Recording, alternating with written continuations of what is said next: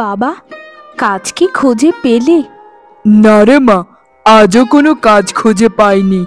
নদীর পাড়ের কালু দাদার কাছে গিয়েছিলাম, সে বলল তার কাছে কোনো কাজ নেই, তাই বাড়িতে ফিরে এলাম। কিন্তু তুই কি করছিস মা বলতো? আমি আর কি করব বাবা, কোনো কাজ নেই, তাই কিছু খড় গুছিয়ে রাখছিলাম। এই খড়গুলো আমাকে কোহিলি কাকিমা দিল। বাছুরটা দুদিন ধরে কিচ্ছুটি খায় না। আজ খড়গুলো দিয়ে দেখব যে সে খায় কিনা। ওর শরীরটা ভালো নেই বেশি বাবা। কত কষ্ট করে টাকা জমিয়ে বাছুরটাকে কিনলাম, কিন্তু অবশেষে দেখা গেল সেই বাছুরটাও বোধহয় ভাগ্যে নেই। না হলে এত ভালো বাছুরটার হঠাৎ কি হয়ে গেল যে কিচ্ছুটি খেতে চাইছে না? মারে, বিপদ বুঝি এভাবেই আসে, চারদিক দিয়েই পথ বন্ধ হয়ে যায়। এসব ছাড়ো তো বাবা, মায়ের মৃত্যুর পর সব কিছুই কেমন যেন থেমে গিয়েছে। তুমি কি এখন খাবার খাবে বাবা, নাকি একটু পর খাবে? না রে মা, এখন কিছু খাবো না। আমি একটু হাটের দিকে যাচ্ছি, রতন দাদা বলছিল তার সাথে একটু দেখা করতে। দেখি কোনো হদিশ করতে পারি কিনা। আচ্ছা, যত চিন্তা কি সব আমার? তোমার কি কোনো চিন্তা নেই আমার ছেলেটাকে নিয়ে? আসলে চিন্তা তোমার থাকবেই বা কি করে? তুমি তো আছো জমি সম্পত্তি বাড়ি ঘর এইসব নিয়ে। ছেলেটাকে তো আমি পেটে ধরেছি, তুমি তো ধরনি, তাই কোনো চিন্তাও নেই তোমার। বলতেটাকে চাইছো তুমি? এভাবে ঘুরিয়ে পেঁচিয়ে না বলে একটু সোজা সাপটা কথা বলা যায় না? আর ভালো লাগে না বাপু। আমি কি শুধু পরিবার নিয়ে পড়ে থাকলেই হবে? বাহিরটাও তো দেখতে হবে। আমি হচ্ছি এই গ্রামের জমিদার। জমিদারের কাজ থাকবে না তো সাধারণ মানুষের থাকবে? একটু খোলসা করে বলো তো কি হয়েছে? এত অভিমানী কথাবার্তা বলছো কেন? হ্যাঁ হ্যাঁ, আমাকেই তো বলতে হবে, কারণ আমি মা। ছেলেটার বয়স হচ্ছে, তাকে তো একটা বিয়ে দিতে হবে। এভাবে আর কত? আমরা বুড়ো হয়ে মরলে তার কি হবে বলো? তারও তো একটা জীবন আছে, তারও তো একটা পরিবার গঠন করতে হবে। তাই আমি বলছিলাম একটা ভালো মেয়ে দেখতে, যেন তার সাথে বিয়ে দিতে পারি। এই কথাটা তো ঘুরিয়ে পেঁচিয়ে বলার কি আছে? সরাসরি বলে দিতেই তো পারতে। শোনো তুমি, মেয়ে দেখার দায়িত্ব তোমাকে দিলাম, কারণ এ বিষয়ে আমি অত পারদর্শী নই। তোমার যেখানে ভালো লাগবে তুমি সেখানে বিয়ে করিয়ে দাও ছেলেকে। আমি তোমাকে অনুমতি দিয়ে দিলাম, কারণ সারাদিন বৌমাকে নিয়ে তো তুমিই ঘরে থাকবে। এটা তো তুমি ঠিকই বলেছ, বৌমা আসলে তো একটা কথা বলার মানুষও জুটবে আমার। সারাদিন একা একা বসে থাকি, একটুও ভালো লাগে না। আমি কি বলছিলাম যে কোনো গরিব ঘরের মেয়ে হলেও চলবে, যেন দেখতে শুনতে একটু ভালো হয়। এই কি, রান্নাঘরে তো কিছুই নেই রান্না করার। আমি কি রান্না করব? বিধাতা, কেন একটু আমাদেরকে সুখ দাও না? একটু অর্থবিত্ত দিলে কি তোমার কম পড়ে যায় বলো? আমার অসহায় বাবার মুখটা দেখলে বুকটা আমার ফেটে যায়। কত দিন যে এই অভাবের মধ্যে দিয়ে যেতে হবে কে জানে। তবে কিছু তো আমার একটা রান্না করতে হবে, না হলে বাবা আসলে তাকে কি খেতে দেব? একটা কথা তো আমি ভুলেই গিয়েছিলাম, আমি যে কচু গাছ লাগিয়েছিলাম বাড়ির পেছনটায়, একটু গিয়ে দেখি তো। যাই যাই, এখানে দাঁড়িয়ে না থেকে গাছগুলো একটু দেখে আসি।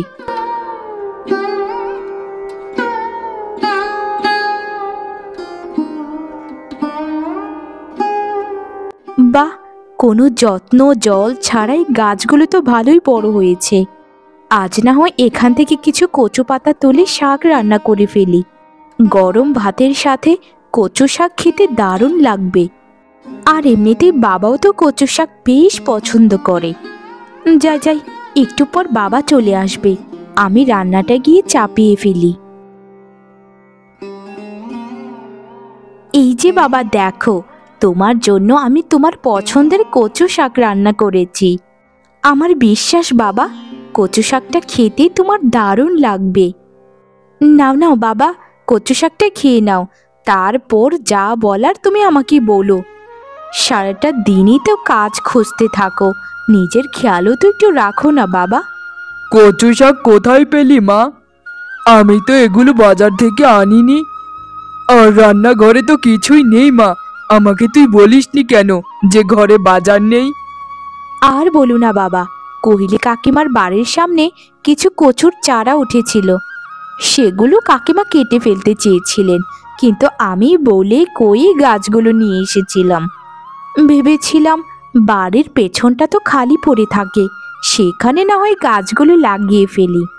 আজ যখন ঘরে বাজার ছিল না, তাই বাড়ির পেছনটায় গিয়ে দেখি যে গাছগুলো ভালোই বড় হয়েছে। আচ্ছা বাবা, তুমি যে বাজার করার কথা বলছো, তোমার কাছে কি পয়সা আছে যে বাজার করবে?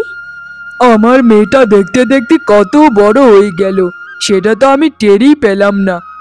তোর এত ছোট মাথায় এত চিন্তা কিভাবে আনিস বলতো মা? আমাকে তুই ক্ষমা করে দিস মা। তোর বাবা হয়ে তোর জন্য কিছুই করতে পারলাম না। তবে মৃত্যুর আগে একটাই আমার আশা, যে তোকে একটা ভালো ঘরে যেন বিয়ে দিতে পারি। কি বলেছি বাবা, তুমি আমাকে কিছুই দাওনি। সব সময় যে মা মা বলে ডাকো বাবা, সেই ডাকটাই আমার কাছে বড় পাওয়া। এত ভালোবাসো আমায় বাবা, আর কি চাই বলো? মারে, জানি না আমি কি পুণ্য করেছিলাম যার জন্য তোর মতো একটা মেয়ে আমাকে দান করলো। তবে বিধাতার কাছে আমি সবসময় কৃতজ্ঞ যে আমাকে কিছু দিক বা না দিক একটা ফুলের মতো মেয়ে দিয়েছেন, যে আমাকে নিজের থেকেও বেশি ভালোবাসে আর সম্মান করে। কি কহিলি, সবসময় তো কাজেই ব্যস্ত থাকো, একটু কি সময় পাও না যে আমার সাথে একটু কথা বলবে? জানোই তো সারাটা দিন একা একা থাকি, আর ভালো লাগে বলো? কি আর করবো গিন্নিমা, সারা দিন এখানে কাজ করে বাড়িতে গিয়ে আবার কাজ করতে হয়, একটু বসার জো আছে আমার? আমাকে ক্ষমা করুন গিন্নিমা, কিন্তু কিছু বলার থাকলে আমাকে এখানেই বলতে পারেন। আজকে জমিদার বাড়িতে লোকজন আসবে নাকি জমিদার মশাইয়ের সাথে বেড়াতে, তাই আমাকে গতকালকেই বলে রেখেছিলেন যে ভালো মতো কষিয়ে একটু রান্না করতে। তাই আজ সকাল সকাল এসে পড়েছি, রান্নাঘরে ঢুকেই কাজ শুরু করে দিয়েছি। না হলে জমিদার মশাইয়ের যে রাগ, আমাকে আস্ত রাখবেন না, আর মাইনেও কমিয়ে দেবেন। আচ্ছা আচ্ছা বুঝেছি কোহেলি, ওসব বাদ দাও। শোনো, তোমায় যা বলতে এসেছিলাম, তোমার জানাশোনা কোনো মেয়ে আছে ভালো, যে দেখতে শুনতে অনেক ভালো আর মনও অনেক ভালো থাকবে? আমার ছেলেটার জন্য, বুঝেছো তো? আমার ছেলেটা তো ভালোই বড় হয়েছে, তাকে তো বিয়ে করাতে হবে। গিন্নিমা, একটা মেয়ে অবশ্য আমার কাছে আছে, যেমন সুন্দরী তেমনই লক্ষ্মী মন্তর মেয়ে। আপনি যদি দেখেন তাহলে নিজের চোখে বিশ্বাস করতে পারবেন না, এত সুন্দরী মেয়েটা। আপনি যদি রাজি থাকেন তাহলে ওর পরিবারের সাথে আমি কথা বলতে পারি, তবে একটা সমস্যা আছে, মেয়েটার মা নেই, বাবাকে নিয়ে আমাদের গ্রামেই থাকে। কি বলছো কোহেলি, আমাদের গ্রামে এত সুন্দরী মেয়ে আছে সেটা তো আমি জানিই না। তবে জানবই বা কি করে, বিয়ের পর থেকে ভালো মতো গ্রামটাই তো দেখিনি। তুমি আমার এই উপকারটা করে দাও কোহেলি, তুমি আজকে মেয়ের বাবার সাথে কথা বলবে। রতন দাদা, ও রতন দাদা, বাড়িতে আছো নাকি? একটু বেরিয়ে এসো রতন দাদা, তোমার তো কপাল খুলে গেল গো। জীবনে আর কোনো তোমার চিন্তা নেই, এখন আর কোনো কষ্ট করতে হবে না। এই যে এই যে রতন দাদা, শোনো দাদা, আমাদের জমিদার বাড়ির ছেলের সাথে তোমার মেয়ের বিয়ে ঠিক করে এসেছি। এ কি বলছো তুমি কোহেলি বৌদি? আমার মেয়ের জমিদারের ছেলের সাথে বিয়ে মানে? আমি তো কিছুই বুঝতে পারছি না। সবটা একটু খোলসা করে বলো তো, আমার মাথার উপর দিয়ে যাচ্ছে সব। শোনো, জমিদারের ছেলের জন্য মেয়ে খুঁজছিল, তখন আমি তোমার মেয়ের কথা বললাম। যখন তোমার মেয়ের কথা বললাম তখনই গিন্নিমা রাজি হয়ে গেল আর বলল তোমার সাথে কথা বলতে। তা তুমি যদি রাজি থাকো তাহলে আমি কথাটি এগোতে পারি। আরে কোহেলি বৌদি, আমি রাজি মানে আমি 100 বার রাজি আছি। আমার মেয়েটা একটু সুখে থাকতে পারবে, সেই কথা চিন্তা করে আমার তো খুশিতে নাচতে ইচ্ছে করছে। বিধাতা, তোমার কাছে হাজার হাজার কৃতজ্ঞতা। তাহলে তো ভালোই হলো। তাহলে তুমি নিশ্চিত থাকো, তোমার মেয়ের সাথেই জমিদারের ছেলের বিয়ে হবে। শোনো ভাইয়া, আমি কিন্তু এই সম্বন্ধটা করেছি, তাই আমাকে কিন্তু মিষ্টি মুখ করাতে হবে। আর তোমার মেয়ে সুভাষীকে তো ছোটবেলা থেকেই আমি খুব ভালোবাসি, নিজের মেয়ের মতো করে দেখেছি, তাই এই সম্বন্ধটা আমি নিজে থেকেই বললাম। অন্য কেউ থাকলে তো তোমার মেয়ের নামটাই উচ্চারণ করতো না। আমি তো বিশ্বাসই করতে পারি না যে আমাদের গ্রামে একটা এত সুন্দর মেয়ে ছিল। মা শোনো, এখন থেকে এই বাড়িটা হচ্ছে তোমারও। তোমার কোনো আবদার কথা কোনো দিনও লুকিও না, সব কিছুই আমাদেরকে বলে দিও।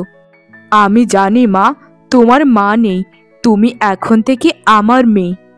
আমার ছেলেটাকে একটু যত্ন করো মা, খুব ভালোবেসে বড় করেছি।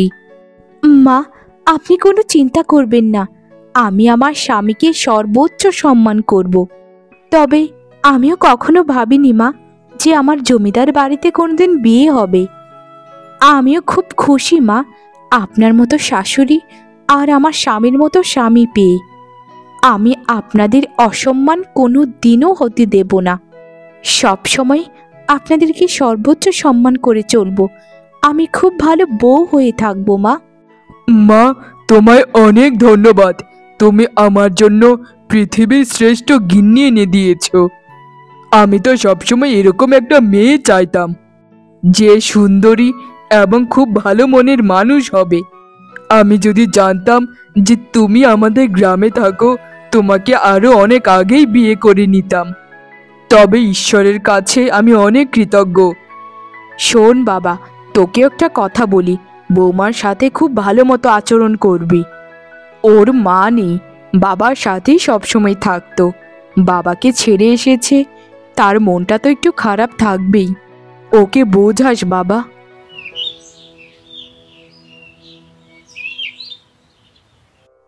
আরে বৌমা, তুমি রান্নাঘরে? কোহিলি আজ আসেনি? এই কোহিলিকে নিয়ে যে আর কি করব আমি, ঠিকমতো রান্না বাড়াটাও করে না। এখন যে তার কি হলো আমি কিছুই বুঝতে পারি না। তুমি কেন এখানে আসতে গেলে মা? মা, কোহিলি কাকিমার স্বামীর খুব অসুখ ছিল, জানি না তার কি হয়েছে, তবে বিধাতার কাছে প্রার্থনা করি যেন কোনো অঘটন না ঘটে। মা, এই সংসারটা তো আমারও, আমি আজ রান্না করি না মা, আমাকে বাধা দিবেন না। মা, আপনি যদি অনুমতি দেন, আপনাকে একটা কথা বলতে চাই। আমতা আমতা করছো কেন বৌমা? কি কথা বলি ফেলো না মা। আমি তোমাকে সবসময় বলি যে কোনো কিছু চাওয়ার থাকলে তুমি সরাসরি চেয়ে নেবে। বলছিলাম যে মা, আজ প্রায় 1 মাস হয়ে গেল বাবার সাথে দেখা করি না। আপনি যদি অনুমতি দেন মা, আমি একটু বাবার সাথে দেখা করতে চাই। জানিনি তো মা, জন্মের পর বাবা আমাকে কত কষ্ট করে কোলে পিঠে করে মানুষ করেছেন। বাবাকে এতদিন ধরে দেখি না, তাই মনটাও ভালো থাকে না। একটু যদি বাবাকে চোখের দেখা দেখি তাহলে মনটা ভালো হবে। আরে বৌমা, তোমার বাবার সাথে দেখা করতে চাও, এটা তো খুব ভালো কথা। শোনো, আজকে গাড়োয়ানকে বলে রাখবো তোমাকে যেন তোমার বাবার বাড়ি দিয়ে আসে। তুমি যেও বৌমা, পারলে তোমার বাবাকে এ বাড়িতে নিয়ে এসো, কিছুদিন এখানে থাকবে না হয়। আপনাকে অনেক ধন্যবাদ মা, আমি কখনো চিন্তাই করিনি যে আপনি আমাকে যাওয়ার অনুমতি দেবেন। আমি একটু পরে রওনা দেব, আপনি দয়া করে গাড়োয়ানকে বলে রাখবেন। হা হা হা, আচ্ছা মা, ঠিক আছে।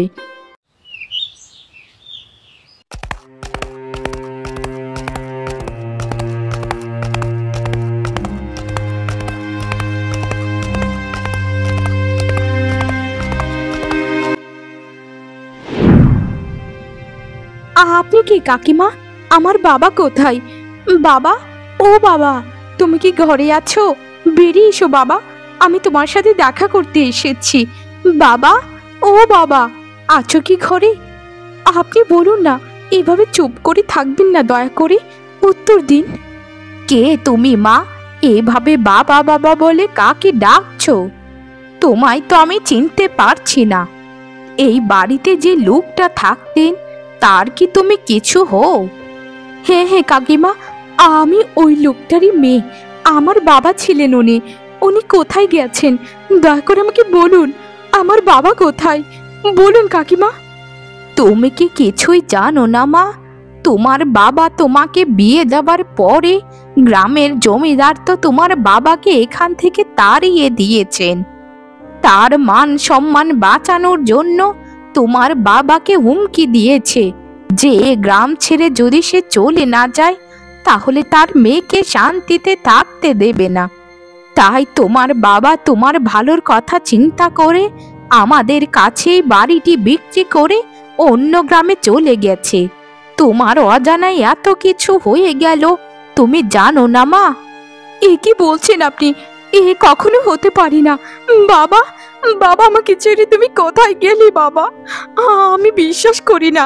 আমি এখন যাই, আপনার সাথে পরে কথা হবে।